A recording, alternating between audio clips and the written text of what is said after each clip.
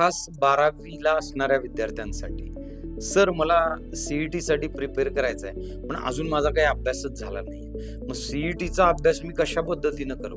थांबा.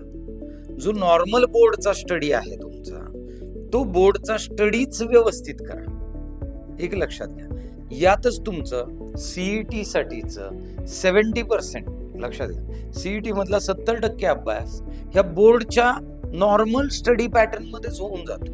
तुम्ही अगदी त्या टेक्स्टबुकच्या पाठीमागचे एक्सरसाइज त्याच्यावर जरी फोकस केला, ते जे काही दिलेले ते व्यवस्थित सोडवले, अंडरस्टँड करून घेतले, त्यातले महत्वाचे क्वेश्चन्स तुम्ही मार्क करून ठेवले, काय की तुम्हाला सीईटी सोपे जाणार. CET is all about again time management. म्हणजे जे इकडे आपण डिस्क्रिप्टिव्ह लिहिणार आहोत बोर्ड पेपरला, सीईटीला ते शॉर्ट मध्ये, मग त्याच्या काही ज्या टेक्निक्स आहेत त्या डेव्हलप करून घ्या ना.